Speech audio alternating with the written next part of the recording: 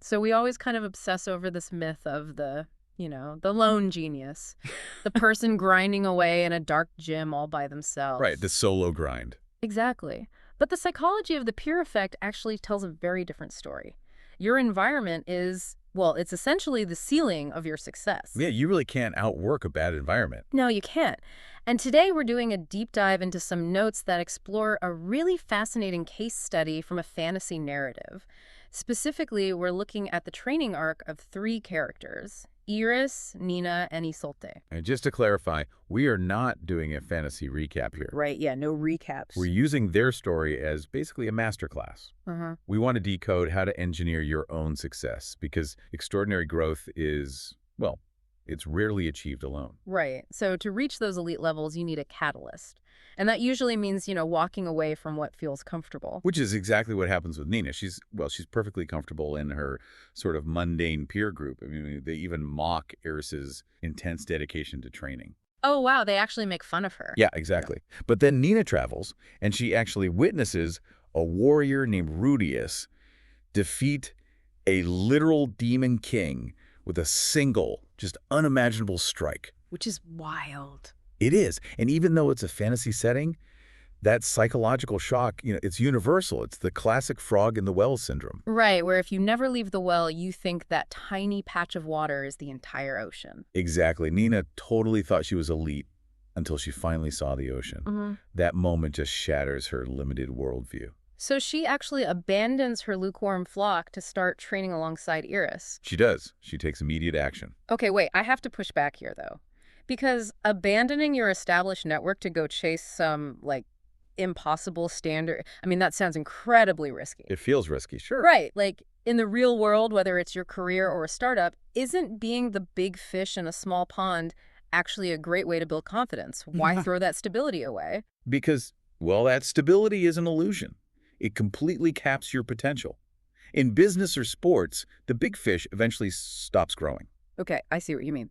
Growth literally only begins the moment you step up to a higher standard, even if you have to start at the bottom all over again. So Nina takes the leap, she escapes the well, but stepping into a higher tier of talent has to be, incredibly bruising to the ego. Oh, absolutely. How do they not just tear each other apart in training? Well, that's where the mastery triangle from our sources really comes into play. It's this perfect rock, paper, scissors power dynamic. Okay, break that down for me. So a new character, Isolte, arrives, and she just absolutely dismantles Eris defensively. Wow.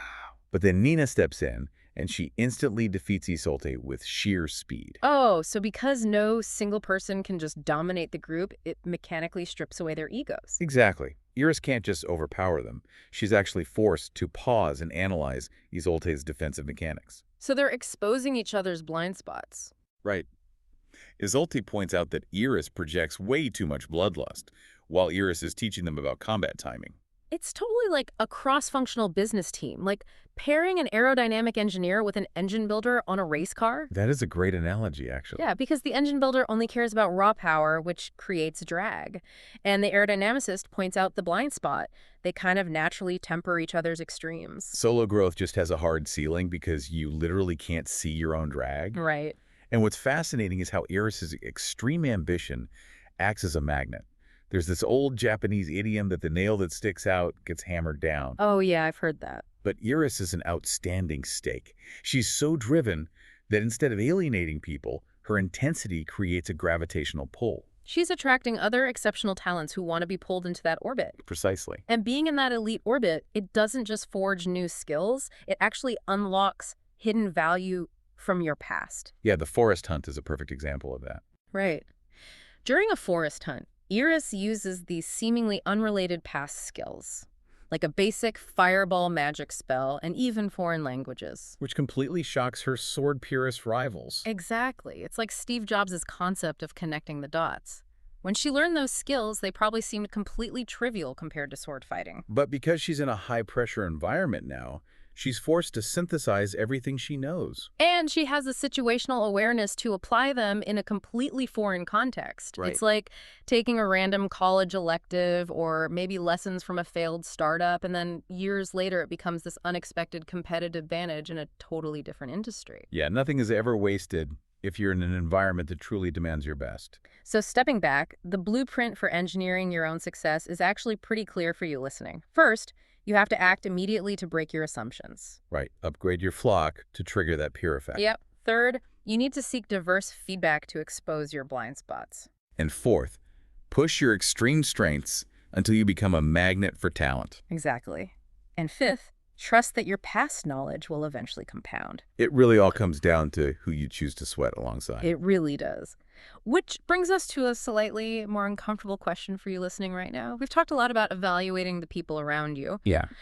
but if psychology says you become the average of your environment and you look around your current circle and you don't see anyone being anchored down, is it possible that the anchor is you?